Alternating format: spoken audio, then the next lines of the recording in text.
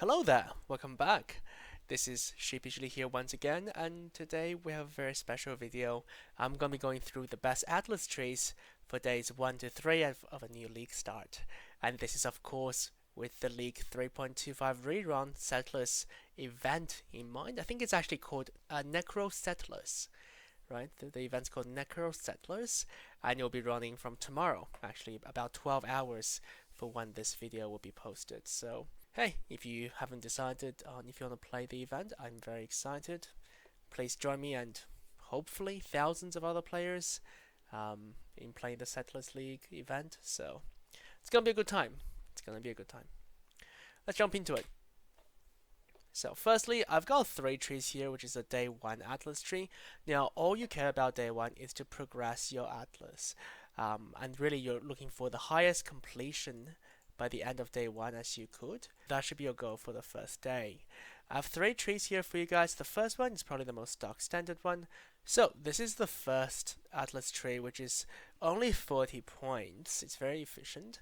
So what we're going to do is we're going to come up here through the middle, and then we're going to start picking up Kirak nodes. This is very important. Kirak missions are one of the fastest ways for you to leapfrog your Atlas progression, because each time you get a Kirak mission, there's a very good chance that you're going to be able to do a map that you haven't completed before, which can drop you more maps. You can also refresh the Kirak shop, which you can buy maps from for chance orbs. So Kirak mission is a must in terms of early game progression.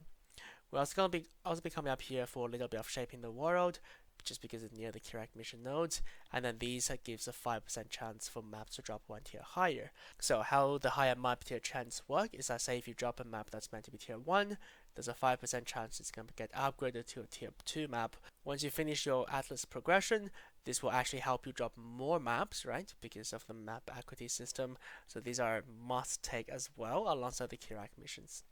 After we come here through the middle, we're actually going to fan out to the side because we have more map tier chances to the left and right here with shaping the skies and shaping the mountains.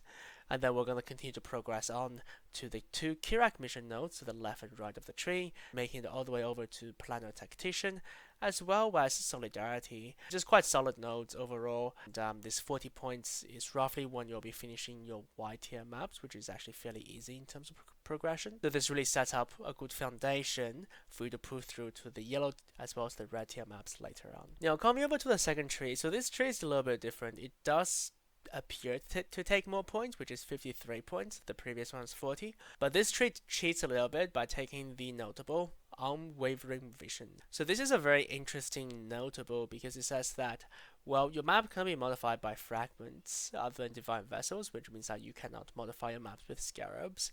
But it also has a downside that you cannot actually drop scarab in your maps. As you know, anyone who's played Settlers will be able to tell you that Scarab is actually a big source of income for any mapping strategy, so that's quite a big downside. But what's so good about it is that it gives 20 Atlas passive skill points, which is absolutely crazy. By taking this one node, you've leapfrogged your Atlas progression by 20 maps, right? If you think that you take at least, maybe if you're really fast, 3 minutes, but maybe like 3-4 minutes per map, that saves you more than an hour of progression at League Style, which is absolutely humongous. So what we want to do here is that we actually want to come up the middle. We want to pass through the Kirak nodes and pass through the map tier chances, and then we're going to just make a beeline for Unwavering Vision. And once we hit Unwavering Vision, we're going to come back to flesh out the rest of the tree, which is picking up the shaping the skies and shaping the seas on the left and right, pick up Commissioned Officer if you haven't already, as well as going for the Planner Tacticians and the Solidarity nodes. So even though this has 53 Atlas nodes, you can actually hit this after completing only 33 Atlas completions, which means you can get this up going before you hit yellow maps even, and that's actually a tremendous boost to how quickly you can progress through white map as well as yellow maps. The reason why I don't recommend this as my first tree is because of the downside that I cannot drop scarabs, right? So there's definitely a trade-off. At some point in your map progression, you want to take off the Unwavering Vision notable, because at the league start, yes, you want to build up your map pool, yes, you want to build up your Atlas progression, but you're also trying to build up wealth to upgrade your characters, make your character stronger, get more character power, so you can progress through the yellow maps and the red maps and tier 16s and tier 17s, whatever have you. So Unwavering Vision actually removes scarabs completely from your maps. It's such a big downside. And there's no hard and fast rule for when you want to spec out of it. Typically myself, I will spec out of it when I'm in tier 14 or have all the core nodes I want for my tree. But for a newer player, I just think that it's a bit fiddly, and if you forget to take this notable off, sometimes I've done that. I forgot to unspec it when I should have respec all of my tree. I've just absolutely forgot about this node, and then after a couple of maps, I'm like, hey, well, any scarabs dropping? And well, you've got Unwavering Vision on. So yeah, this is the second tree. It's not recommended for newer players, but if you're an experienced Atlas pusher and you were looking for that extra juice at league start, by all means, give it a go. I myself will likely be going for Unwavering Vision just to speed up my progression a little bit. But hey, it's up to you. You can try, you can give it a go if you want. Just remember to unspec this node when you are done with this strategy. Now for the third tree, this is actually an 84 node tree, so it does take a little bit of progression to get to this stage. And really, what the difference is that we've picked up a few more points on adjacent map, 2% chance for one monster to drop an adjacent map, sorry, a connected map, if you will. And this is just really making progressing through red tier maps a little bit easier.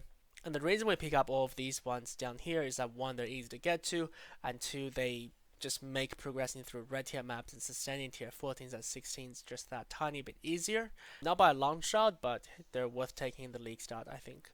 We're also picking up shrine nodes. Shrine is actually quite valuable because they give natural monsters, and natural monsters has a higher map drop percentage, I believe, based on testing seeing as settlers. So picking some of them up make your character go a bit faster if you get the acceleration shrine, but also going to sustain your maps a little bit better. Lastly, we're coming up to take the full item quantity wheel. Yeah, just boost the drops a little bit.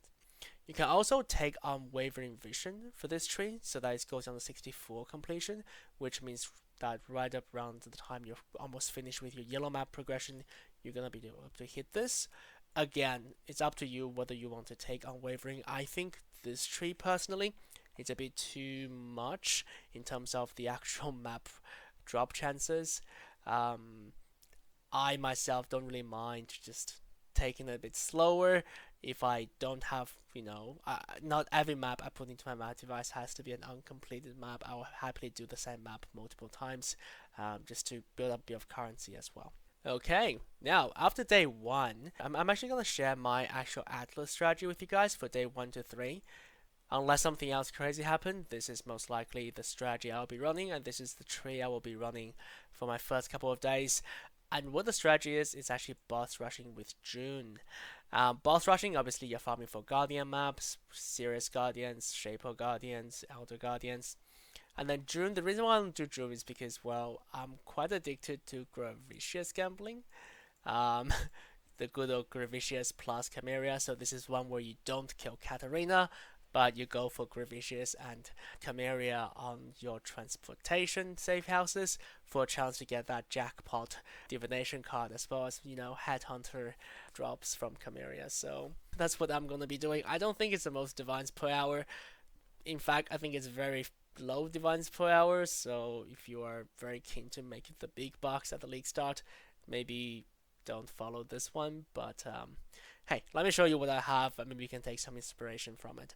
One thing to note, boss rushing is very good early on in the league because Maven Splinters and Maven's Orbs are quite expensive, so even if you can't sell the Guardian maps, you can run the invitations yourselves and make quite a bit of money that way. For June, if you don't want to farm Gravicious and Chimera, you can just do Katarina farming. Farming for Katarina is also quite decent money at league start. There's so many uniques that can drop, there's so many good Veiled Orb rares that can drop. There's Veiled Orb that can drop, obviously. So there's quite a lot of things that's going to boost up your divines per hour by farming Katarina. So you don't have to go for this more gambling version of Gravicious and Chimera. You can definitely just go to farm Katarina directly. Heading over to the Atlas tree, this is something I'm going to be aiming to get to towards the end of yellow maps. I still have all my Kirak mission nodes, but what I've also done is I've picked up the June chances, Obsessed with Vengeance, down near the start, and I've been expanding the right hand side of my tree, taking all these betrayal nodes all the way up to the betrayal wheel at the top there. Make sure you don't take intelligence gathering if you're farming for Gravicious, because you really want to control when you open the safe houses.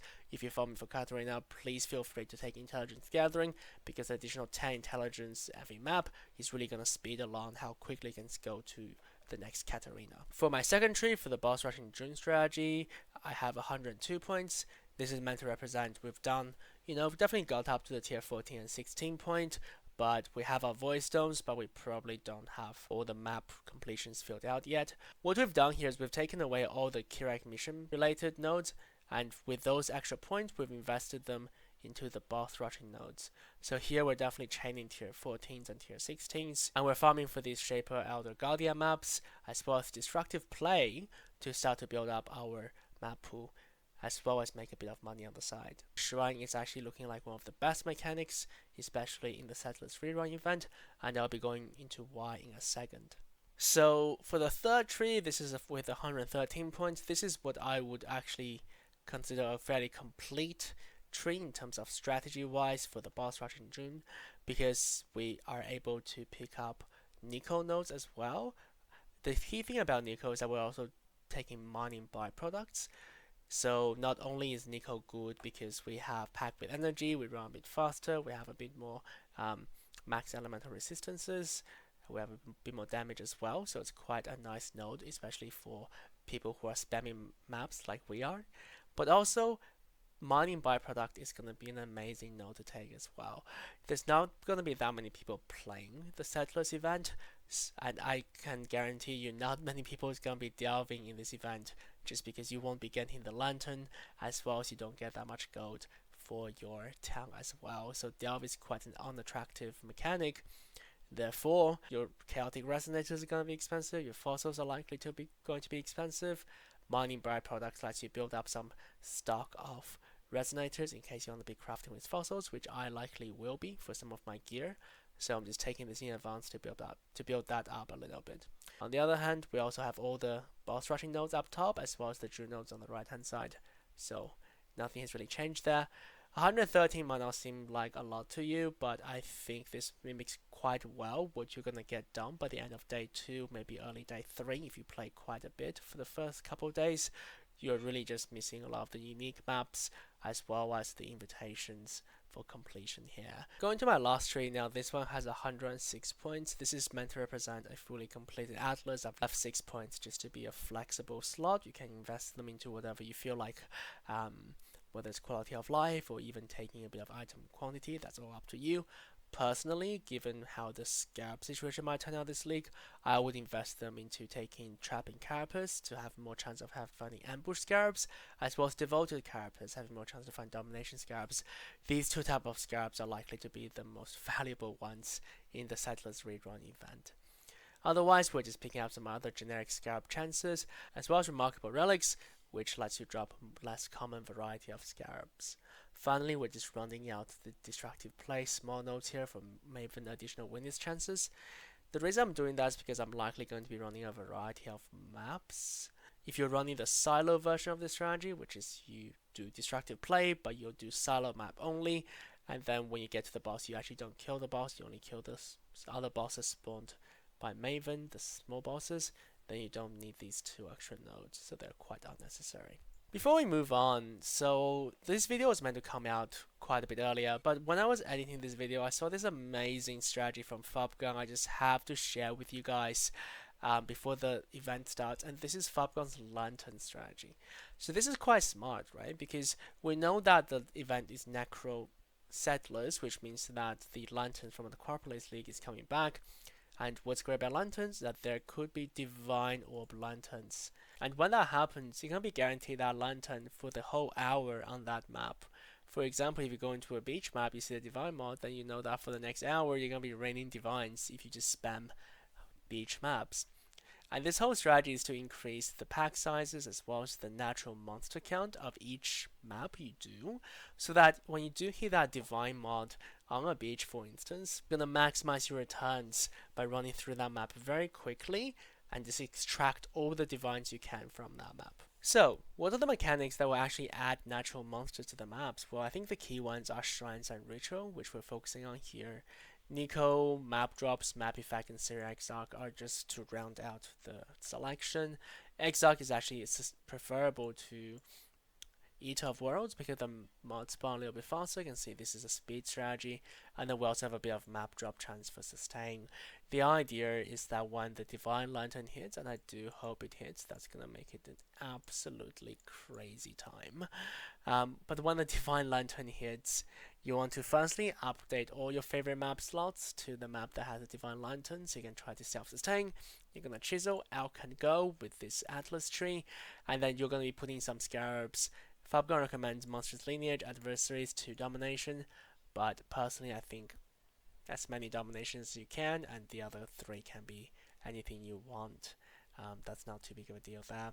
Now to go through the tree a little bit, it's actually a fairly stock standard tree. We're coming out for Nico chances, we're taking all the map drop chances, we're grabbing the shrine nodes here, and the only thing that's interesting is that we're pathing down here to grab the ritual chances, and the reason is that ritual actually spawns more natural monsters, so it's another way of boosting lantern drops. We're grabbing pack with energy, and we're coming up here for more map drop chances, and then we're gonna come up here, take the quant wheel, take more shrine nodes, and as well as to round out our delve mission chances over here. For scarabs, this is what I was talking about. Ambush and domination are going to be very important scarabs because both of them will contribute to this lantern farm strategy. Ambush less so. Fubgun did have a video where you can farm strong boxes, but I personally think that one's a little bit slow, and domination scarabs as well as farming shrines is going to be the way to go in terms of maximizing the profit from lanterns. Coming up here, we're taking map effect nodes as well as more ritual nodes to round out the 4 ritual altars. Lastly, we're just taking all the increased map effect nodes around this region as well. Syrian Exarch, of course, and the pack size of a Syrian Exarch. Overall, this is a very solid tree. I was debating whether I should talk about this strategy here or whether I should talk about it with my Atlas farming strategy video that's going to come out once the league starts. Originally, I only wanted to talk about how to jumpstart your Atlas progression, as well as give a quick overview of what I'll be farming. But when Fubgun's video dropped, and by the way, I have a link in the description below, please do check out the video because he explains it a lot better than I do. When I saw the video, I was so excited about farming Divine Lanterns, Chaos Lanterns, Exalt Lanterns, Chisel Lanterns even. Chisels are very expensive at the beginning of Settlers League that I could not contain my excitement and have to share with you guys. So do check out Mr. Fubgun's video. He does a very good job of explaining the strategy. For me though, I will definitely have an Atlas tree page dedicated to this, just in case the Divine Lantern hits. I will be fully prepared to extract as many Divine Orbs, hearing as many things from that map as possible. Well, there you go. These are the best Atlas trees for League Start. That's really going to jumpstart your Atlas progression and boost you straight up to yellow tier maps, red tier maps, tier 16 maps, tier 17 maps, even if your build can handle tier 17s at League Start. Ultimately, just remember, Kirak missions is the key.